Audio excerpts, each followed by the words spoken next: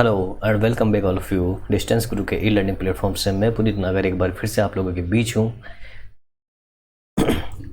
हम लोग आज पढ़ेंगे सादृश्यता का टॉपिक। सादृश्यता यानी एनालॉजी इसको कहा जाता है। सादृश्यता को एनालॉजी में किस तरीके के क्वेश्चंस आते हैं वो आपको यहाँ पे जो नज़र आ रहे हैं वैसा नहीं है। क्वेश्चन कुछ अलग तरीके से आते हैं। 4 ऑप्शन आपको वहाँ पे दिए गए होते हैं क्वेश्चन के अंदर, लेकिन मैंने क्या करा यहाँ पे, यार क्वेश्चन बहुत ज़्यादा हो जाएंगे ना, इसलिए कहाँ तक ऑप्शंस लिए जाएंगे, इसलिए मैंने डायरेक्ट, क्योंकि ये जो एनालॉजी के क्वेश्चंस हैं उसमें जो 3 तरीके के क्वेश्चन होते हैं, एक होता है शब्दों पर आधारित, एक होता है अंकों पर आधारित और एक होता है अपना वर्ड्स पर आधारित, अंग्रेजी अल्फ़ाबेट्स पर आधारित।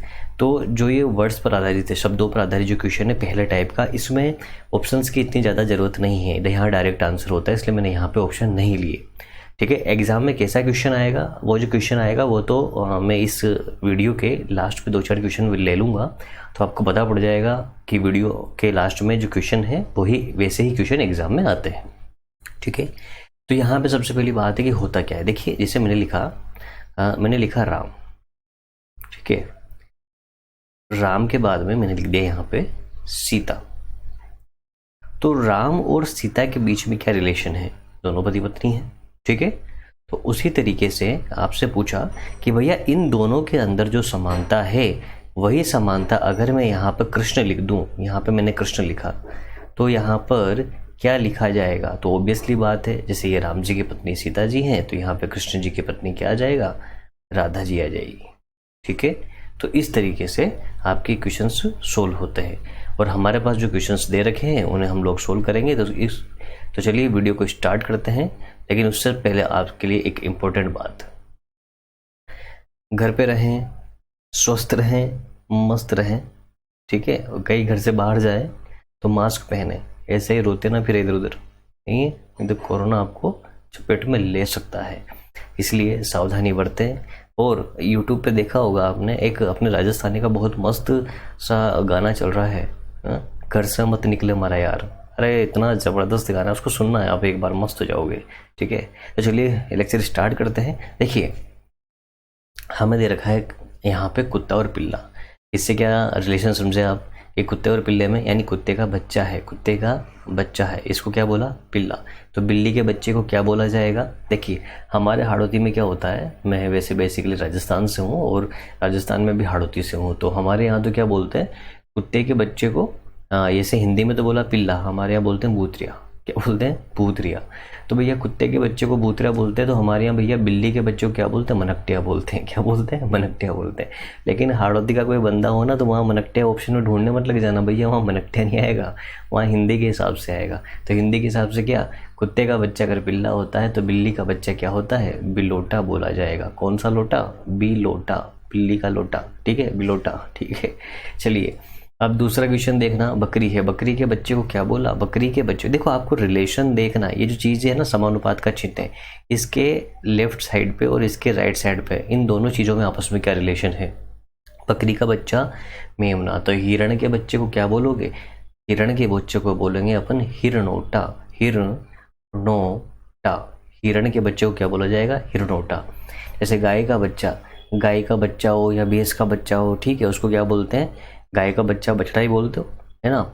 तो शेर का बच्चा क्या बोलोगे, शेर के बच्चे को शावक बोला जाएगा। क्या बोला जाएगा, शेर के बच्चे को शावक बोला जाएगा, जैसे गाय का बच्चा है। ठीक है, अगर यहाँ भैंस लिखा हो तो भैंस के बच्चे को क्या बोलोगे। अब बहुत से महान स्टूडेंट ऐसे होते हैं क्लासरूम में पढ़ाते हैं, जब सर पाढ़ा या पाढ़ी है अरे नहीं, ऐसा नहीं है, उसको भी बछड़ा ही बोला जाएगा। फिर तो आप गाय के बच्चे को खेलडी बोलोगे, ठीक है ना। तो क्या बोलोगे, गाय हो या भैंस हो बछड़ा बोला जाएगा, शेर का बच्चा क्या बोला जाएगा, शावक बोला जाएगा। ओके, अच्छा, मुर्गी का बच्चा क्या होता है, चूजा। तो मेंढक का क्या होगा, मेंढक के बच्चे को आप या तो बेंगची कहेंगे।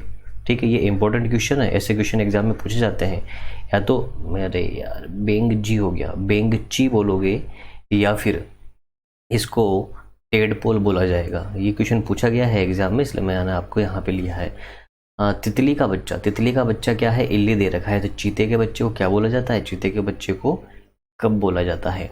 उसके बाद मच्छर का बच्चा लार्वा होता है, तो ऊंट का बच्चा क्या होता है, ऊंट का बच्चा जो होता है उसको टोडिया बोलते हैं। टोडिया क्या बोलते हैं, टोडिया। अरे वो मूवी देखे सिंघम, उसमें होता है गोटिया, तो वैसे आप ध्यान रखना, ऊँट का बच्चा टोडिया, उधर था गोटिया, इधर टोडिया। ठीक है, अगला क्वेश्चन देखते हैं।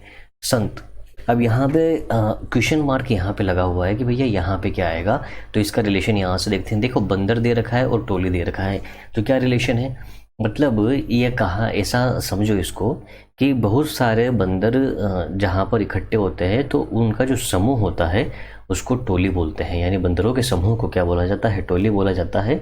तो उसी तरीके से संतों के समूह को क्या बोला जाएगा, संतों के समूह को हमेशा काफिला कहा जाता है। तो क्या कहोगे, काफिला। ठीक है। खिलाड़ी, अब देखिए खिलाड़ी है तो खिलाड़ी, एक खिलाड़ी, दो खिलाड़ी, ऐसे जैसे क्रिकेट की टीम है तो क्रिकेट की टीम किससे मिलकर बनती है, 11 खिलाड़ियों से मिलकर बनती है ना। तो खिलाड़ी है, बहुत सारे खिलाड़ियों का समूह क्या कहलाएगा, टीम कहलाएगा। तो इसी तरीके से जो गायकों का समूह जो होता है उसको बोलते हैं मंडली। क्या बोलते हैं, मंडली। ये कुछ एक नाम है जो डायरेक्ट ही अपने को पता है और ऐसे ही वहाँ पे आते हैं। देखिए बहुत सारे दीमकों का जो समूह होता है उसको कॉलोनी बोलते हैं। क्या बोलते हैं, कॉलोनी। अब आप ये मत समझना यार ये कॉलोनी क्या आ गया, दीमक जहाँ पर रहते हैं, जहाँ समूह बना के रहते हैं बहुत सारे, उसको क्या बोलते हैं, कॉलोनी। तो उसी तरीके से शेरों का जो झुंड होता है, शेरों का झुंड, उसको क्या बोला जाता है, प्राइड बोला जाता है। क्या बोलते हैं, प्राइड। हमेशा ध्यान रखना, यह भी इंपॉर्टेंट क्वेश्चन है, एग्जाम में पूछता है बहुत सी बार। प्राइड बोलते हैं। लोग, लोगों का जो समूह होता है इसको आप समूह भी बोल सकते हो, भीड़ भी बोल सकते हो। बहुत सारे जो लोग इकट्ठे होते हैं उसको भीड़ भी बोला जा सकता है और समूह भी बोला जा सकता है। और इसी तरीके से बिल्लियों का जो समूह होता है उसको क्या बोलते हैं, क्लाउडर बोलते हैं। क्या बोला जाता है, क्लाउडर। ध्यान रहेगी ना चीज़ें, ये सब चीज़ें आपको ध्यान रखनी है, इंपॉर्टेंट क्वेश्चंस हैं। चलिए अगला देखते हैं। अब यहाँ पर कुछ और चीज़ है। देखिए लेखक और कलम, तो सबसे पहले लेखक और कलम के बीच में क्या रिलेशन है ये देखिए। देखिए लेखक का जो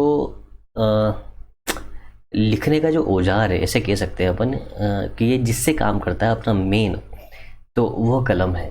तो किसान का क्या हो जाएगा, देखिए किसान का हल हो जाएगा। ठीक है। उसी तरीके से जैसे बढ़ई का काम करने का जो औजार है वो आरी है, तो बावर्ची का मतलब समझते हो ना, खाना बनाने वाला। तो बावर्ची का क्या आ जाएगा, बावर्ची का आ जाएगा छुरी। क्या बोलेंगे, छुरी, चाकू छुरी। जैसे नाई का उस्तरा है, अब देखिए नाई का उस्तरा भी हो सकता है, कैंची भी हो सकता है। तो अध्यापक का क्या हो जाएगा, अब अध्यापक का डिपेंड करता है क्या दे रखा। देखिए इससे अध्यापक का श्याम पट्ट होगा, श्याम पट्ट। वो जो बोर्ड होता है ना जिसपे लिखा जाता है वो श्याम पट्ट। ठीक है, ब्लैक बोर्ड। माली का खुरपा है, तो लुहार का क्या हो जाएगा, लुहार का हथौड़ा हो जाएगा। लुहार का क्या होगा, हथौड़ा। ठीक है, समझ में आ गया। अगला क्वेश्चन देखते हैं। अब यहाँ पर जो दे रखा है इसमें रिलेशन देखना। मैकेनिक कहाँ पर काम करता है, मैकेनिक काम करता है गैराज में। मैकेनिक कहाँ काम करता है, गैराज में काम करता है। ये खानसामा कहाँ पे काम करता है, देखिए अब आपको समझ में नहीं आ रहा होगा खानसामा क्या है। अरे खानसामा वही बावर्ची, रसोईया कहाँ पर काम करेगा, रसोई में काम करेगा। तो खानसामा, ये भी क्वेश्चन पूछा गया है, इंपॉर्टेंट क्वेश्चन है। देखिए जिस तरीके से किसान खेत में काम करता है तो वकील कहाँ पर काम करेगा, वकील काम करेगा न्यायालय में। न्यायालय में कार्यस्थल की बात चल रही है। नाविक काम करता है नाव पर, यहाँ नाविक का काम करने की जगह नाव या जहाज भी हो सकता है। ठीक है। तो लिपिक कहाँ काम करेगा, लिपिक जो होते हैं ना एलडीसी और यूडीसी जो होते हैं, ये बीडीसी हो गया यूडीसी। तो एलडीसी यूडीसी जो होते हैं, लिपिक जो होते हैं बाबू, है ना, ये वो सोना बाबू नहीं है भैया, हाँ ये दूसरा वाला बाबू है। ठीक है। तो ये जो लिपिक है एलडीसी है जो ऑफिस में काम करता है, ऑफिस मतलब कार्यालय में। मजदूर कहाँ काम करता है, मजदूर कारखाने में काम करता है। कारखाने का मतलब फैक्ट्री में काम करता है। तो बेरा कहाँ पे काम करता है, ये बहरा नहीं है, बहरा व्यक्ति, बेरा का मतलब होता है वेटर। जब अपन कहीं जाते हैं तो अपना जो ऑर्डर लेता है ना वो, तो कहीं जाने का मतलब रेस्टोरेंट में जाते हैं तब। तो बेरा कहाँ पर काम करता है, रेस्तरां में काम करता है। तो ये रेस्तरां आ जाएगा। ठीक है भाई, अगला क्वेश्चन देखते हैं। पंसारी का कार्यस्थल दुकान है। तो अभिनेता का कार्यस्थल क्या है, अभिनेता कहाँ पे काम करता है, मंच पर काम करता है। उसी प्रकार से कलाकार अगर नाट्यशाला में काम करता है तो इंजीनियर कहाँ पे काम करता है, इंजीनियर का कार्यस्थल साइट होता है। शिक्षक विद्यालय में काम करता है, तो पायलट कहाँ पर काम करता है? Maximum number of question student यहाँ पे गलती करेंगे। कहाँ पे? कि भाई ये शिक्षक विद्यालय में कार्य कर रहा है तो पायलट कहाँ पे काम करता है? देखिए पायलट जो होता है ना तो एरोप्लेन पे काम करता है ना ही एयरपोर्ट पे काम करता है। पायलट एरोप्लेन के अंदर पायलट का एक केबिन होता है जिसको बोलते हैं कॉकपिट, हमेशा ध्यान रखना, कॉकपिट। तो पायलट का कार्यस्थल ही कॉकपिट है।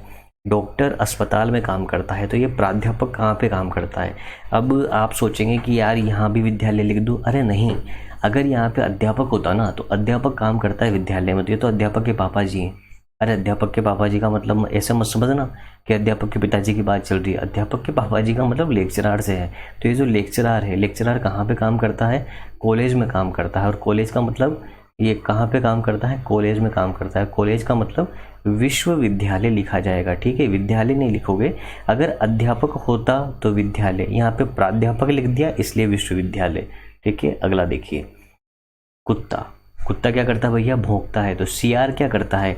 आप तो ये समझिए कुत्ते के जैसा सियार होता है, तो भौंकने की जैसी रात में एक आवाज़ आती है हूँ हूँ करना, तो हूँ आना। नहीं, कुत्ता रात में ऊँचा मुँह करके नहीं भौंकता क्या? हूँ आना, वो लंबी रात में करता हूँ, तो इस तरीके से हूँ आना।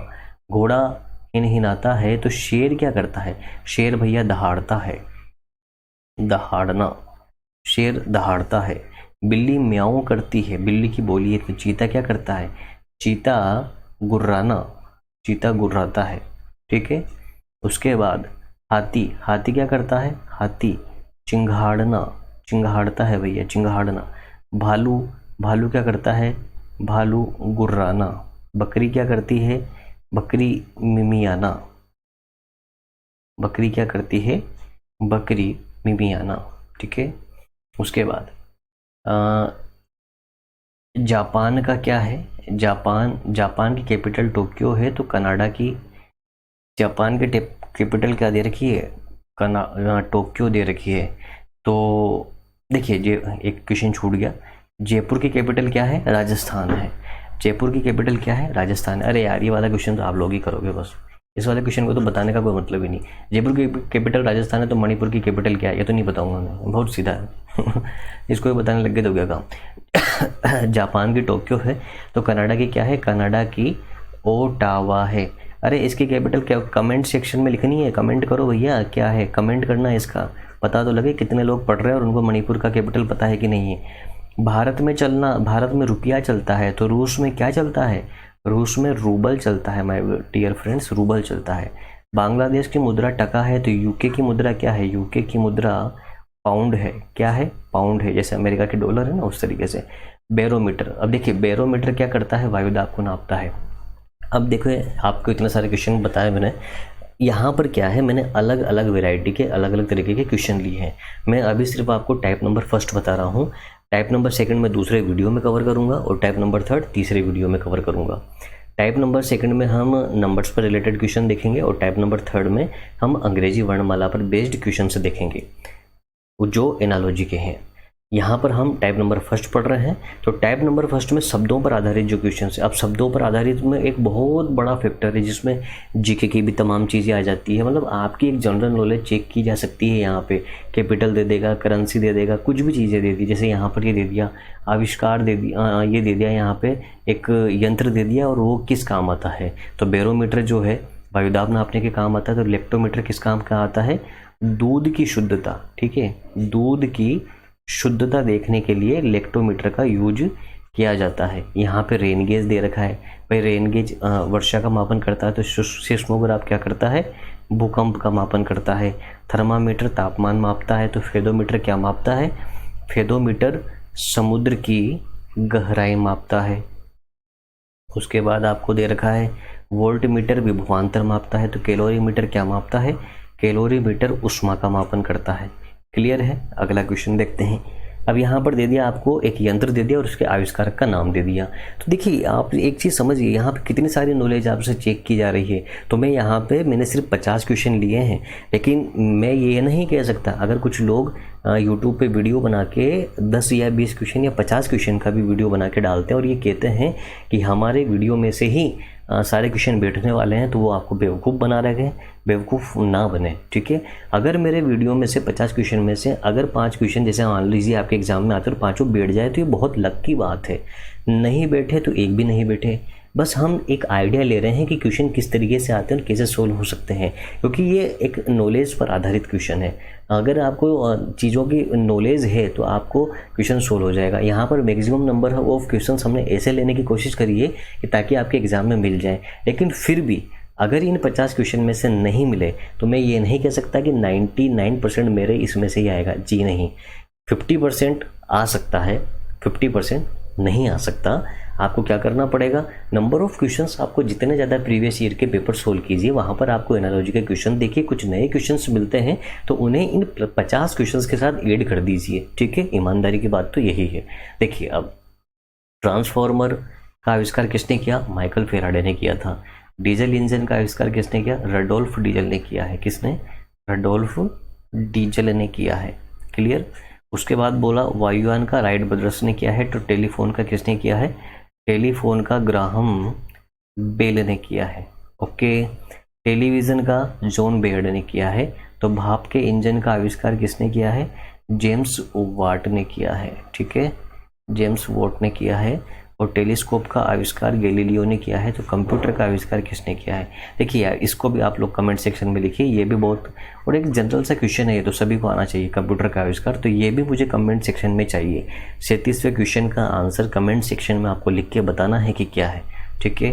तभी जाके मुझे लगेगा कि हाँ, जिसे 50 या 100 जने जो भी इस वीडियो को देख रहे हैं वो पूरा भी देखते हैं, सिंसियरली देखते हैं। कमेंट करना आपको क्या है, ठीक है। भारत का राष्ट्रीय खेल हॉकी है। तो स्पेन का राष्ट्रीय खेल क्या है। अब देखिए, जीके की फिर एक नई नॉलेज आपसे चेक कर ली, राष्ट्रीय खेल पूछ लिया है ना, तो यहाँ कुछ भी पूछा जा सकता है। स्पेन में क्या होता है, सांडों की लड़ाई होता है, सांडों की लड़ाई, ठीक है। उसके बाद ब्राज़ील का फुटबॉल है। तो जापान का क्या है, जापान का जूडो है, जूडो। अरे वो मोटे मोटे से पहलवान नहीं रहते, चड्डी पहलवान, वो लड़ते हैं बहुत मोटे मोटे से। जूलॉजी, अब ये सब्जेक्ट दे रखा है, जीव जंतु का अध्ययन किया जाता है। बॉटनी में किसका अध्ययन किया जाता है, पौधों का अध्ययन किया जाता है। दोस्तों आज आपको ये लग रहा होगा कि मेरी स्पीड कुछ ज़्यादा है। मेरी स्पीड इसलिए ज़्यादा है क्योंकि एक तो आप इस टॉपिक में बोर ना हो, और मुझे लगभग जो 50 क्वेश्चन कराने हैं वो 50 क्वेश्चन में करवा दूँ, ठीक है। और तीसरी चीज़ है कि आपको ये सारे क्वेश्चन मिल भी जाएँ, सच्चे से समझ में भी आ जाए, और इसमें समझाने का कुछ ज़्यादा है नहीं। सिंपल सी बात है कि हाँ, अगर ऐसा होता है तो ये है और ऐसा होता है तो ये, मतलब यहाँ पे आपकी नॉलेज चेक की जा रही है कि आपकी जीके की नॉलेज कितनी है। सिंपल सी बात ये है, और आपको कंसेप्ट तो समझ में आ ही गया कि ये जो 4 बिंदी है, इसके लेफ्ट साइड में और राइट साइड में जो ये 2 बिंदियाँ लगी हुई है, इन दोनों चीज़ों के बीच में जैसे A/B समानुपात C/D, तो A/B में जो रिलेशन है वही रिलेशन अब हमें C/D में करना है। सिंपल सी बात ये है। अब यहाँ पर कुछ भी चीज़ें दी जा सकती है, जैसे ये दे दिया ऑर्निथोलॉजी में पक्षियों का अध्ययन किया जाता है, ये एक सब्जेक्ट दे दिया। जैसे मैथ्स में मैथ्स पढ़ते हैं, संस्कृत में संस्कृत पढ़ते हैं, वैसे ही ऑर्निथोलॉजी में पक्षियों का अध्ययन किया जाता है। तो पैथोलॉजी में किसका अध्ययन किया जाता है, रोगों का अध्ययन किया जाता है। अब देखिए, अगर आप हॉस्पिटल में गए हो और आपने देखा हो तो वहाँ पर लेब पे लिखा जाता है पैथोलॉजी लैब, ठीक है। तो वो रोगों के बारे में वहाँ पे डिटेल से ली जाती है। तो कभी कुछ चीज़ें हमारे जीवन से जुड़ी हुई होती है जो हमें डायरेक्ट किताबों के अलावा भी सीखने को मिल सकती है। जैसे कार्डियोलॉजी हृदय का अध्ययन होता है। तो एंटोमोलॉजी किसका अध्ययन होता है, कीटों का अध्ययन होता है, ठीक है। पेडोलॉजी में मिट्टी का अध्ययन किया जाता है, ये क्वेश्चन बहुत बार पूछा गया है। तो न्यूरोलॉजी में किसका अध्ययन किया जाता है, मस्तिष्क का अध्ययन किया जाता है, ठीक है। एक और होता है, कंफ्यूज मत होना, न्यूरोलॉजी अलग होता है और नेफ्रोनोलॉजी अलग होता है। नेफ्रोनोलॉजी ऐसे है, नेफ्रोनोलॉजी गुर्दे का अध्ययन किया जाता है। तो फेकोलॉजी, अब फेकोलॉजी किसका अध्ययन, अरे ये फेकोलॉजी फेंकने का अध्ययन नहीं है, कोई झूठ बोलता उसका अध्ययन कर रहे हो, नहीं। फेकोलॉजी यानी शैवालों का अध्ययन, शैवाल कवक जो होती है ना, उसका अध्ययन किया जाता है। सोशियोलॉजी समाज का अध्ययन किया जाता है। तो इथनोलॉजी में किसका अध्ययन किया जाता है, प्रजातियों का अध्ययन किया जाता है, प्रजातियों का अध्ययन किया जाता है। बस, अब यहाँ पर ये देखिए क्वेश्चन, बस जो है बस अड्डा। अब बस अड्डे का मतलब क्या है समझना, जहाँ पर बहुत सारी बसें आकर खड़ी होती है उसको बोलते हैं बस अड्डा। बस डिपो अलग होता है, बस अड्डा अलग होता है, ठीक है। मैं इसको बस डिपो बोल सकता हूँ, ठीक, ये बस डिपो हो गया। तो हवाई जहाज जहाँ पर बहुत सारे हवाई जहाज़ खड़े होते हैं उसको आप एयरपोर्ट नहीं बोलोगे, ठीक है, उसको क्या बोलोगे, हवाई जहाज़ जहाँ पर खड़े होते हैं। अब ये बहुत ही इंपॉर्टेंट चीज़ है, उसको बोलते हैं हैंगर। क्योंकि एयरपोर्ट पे तो हम लोग सब जाते हैं, वो है जैसे ट्रेन किस पे आती है, ट्रेन जो आती वहाँ पे रेलवे स्टेशन पे नहीं आती, प्लेटफॉर्म पे हम लोग रहते हैं, प्लेटफॉर्म नंबर उसकी जो पटरी होती है उस पे आती है, तो हम बोलते हैं प्लेटफॉर्म नंबर 1 पे आ रही है, प्लेटफॉर्म नंबर 2 पे आ रही है, वो प्लेटफॉर्म होता है, ठीक है। उसी तरीके से हम ये नहीं बोलते कि ट्रेन जो होती है कि रेलवे स्टेशन पे आ रही है, प्लेटफॉर्म पे आ रही है। उसी तरीके से जो जहाँ बहुत सारी बसें खड़ी, या फिर ऐसे बोलो कि जहाँ बहुत सारी ट्रेनें खड़ी होती है उसको यार्ड बोलते हैं। तो जहाँ पे बहुत सारी बसें खड़ी होती है उसे बस अड्डा बोलते हैं, जहाँ पे बहुत सारे हवाई जहाज़ खड़े होते हैं उसे हैंगर बोलते हैं। अब ये क्वेश्चन इसको पूरा कर देता हूँ मैं। ये क्वेश्चन इस तरीके से है कि जहाँ हवाई जहाज़ हैंगर का मतलब समझे, जहाँ बहुत सारे हवाई जहाज़ खड़े होते हैं उसको हैंगर बोलते हैं। तो जहाँ पे बहुत सारे जहाज़ खड़े होते हैं उसको क्या बोलेंगे। अब आपके दिमाग में बंदरगाह मतलब ना, बंदरगाह तो वो जगह है जहाँ पर जहाज़ आके रुकता है। जहाँ बहुत सारे जहाज़ खड़े होते हैं इकट्ठे उसको क्या बोलते हैं, बेड़ा बोलते हैं। क्या बोलते हैं, बेड़ा, ठीक है। अब देख, अब ये 48, 49, 50 3 क्वेश्चन मैंने ऐसे क्वेश्चन दिए हैं जहाँ से आपको लगेगा कि एग्जाम में कैसे क्वेश्चन आते हैं। देखिए एग्जाम में आएगा यथार्थ, प्रमाणिक, मरीचिका, और यहाँ क्वेश्चन मार्क लगा रहेगा और आपसे कुछ भी नहीं बोलेगा, 4 ऑप्शन दे देगा और आपको कहेगा निम्न में से कौन सा सही है उसका चुनाव कीजिए। देखिए यथार्थ, प्रमाणिक, यथार्थ मतलब जो वास्तविकता में उपलब्ध है, जो प्रमाणिक है, ठीक है। मरीचिका, तो मरीचिका का रिलेशन किससे, मतलब यथार्थ प्रमाणिक दोनों एक जैसी बातें हैं, यथार्थ प्रमाणिक दोनों एक जैसी बातें हैं, सेम चीज़ें, समान चीज़। जैसे मैंने लिखा प्रसन्नता और खुशी, तो दोनों एक जैसी चीज़ें। यहाँ पे लिखा दुख और गम, दोनों एक जैसी चीज़ें हैं। तो देखिए मरीचिका के जैसा ही क्या है इसमें से, पहले तो आपको मरीचिका का मतलब समझ में आना चाहिए। मरीचिका क्या होती है, देखिए गर्मी के समय में रेगिस्तान के अंदर हमें जब दूर से देखते हैं तो पानी जैसा नज़र आता है कि कहीं पे दूर पे पानी है, और जब उस जगह पे जाते हैं तो वास्तव में पानी नहीं रहता, वो रेती रहती है। ऐसी चीज़ें हमें सड़कों पे भी नज़र आती है। सड़क पर जब हम बहुत सी दूर पे देखते हैं तो हमें लगता है कि पानी है, और जब वहाँ पहुँचते हैं तो पानी नज़र नहीं आता, सड़क ही रहती, फिर आगे पानी दिखता है। तो ये मरीचिका हमारा एक भ्रम है जो वास्तविकता में होता नहीं है। तो मरीचिका का मतलब भ्रांति अपना ऑप्शन है, ठीक है। 49 में क्वेश्चन देखिए कैंची और कपड़ा। तो कैंची जो है कपड़े को काटने के लिए काम आती है, ठीक है। कैंची से किसको काटते हैं, कपड़े को काटते हैं, ओके। अब पत्थर, ग्राइंडर से पत्थर काटते हैं, लकड़ी कुल्हाड़ी से लकड़ी काटते हैं, छुरी से पत्थर काटते हो, बंदूक से शिकार करते हो। देखो कौन सा आएगा, छुरी से पत्थर नहीं काटा जाता है, गलत हो गया, ठीक है। ग्राइंडर, पत्थर, ग्राइंडर। अब यहाँ पे देखिए ग्राइंडर इधर होता, पत्थर इधर होता तो सही था, यानी अभी तो गलत है। कुल्हाड़ी, लकड़ी, कुल्हाड़ी, लकड़ी, कुल्हाड़ी, लकड़ी। अब देखिए कैंची काम आती है कपड़ा काटने के, कुल्हाड़ी काम आती है लकड़ी को काटने के, ठीक है। कुल्हाड़ी काम आती है पेड़ वगैरह को काटने के लिए, इसके लिए लकड़ी को काटने के लिए आरी काम में लेते हैं। बंदूक, शिकार, बंदूक, शिकार। अब बंदूक का काम शिकार करने के लिए होता है, ठीक है। तो आपका आंसर ये वाला सही है, ये वाला भी गलत है। तो बंदूक, शिकार ये आ जाएगा, ठीक है।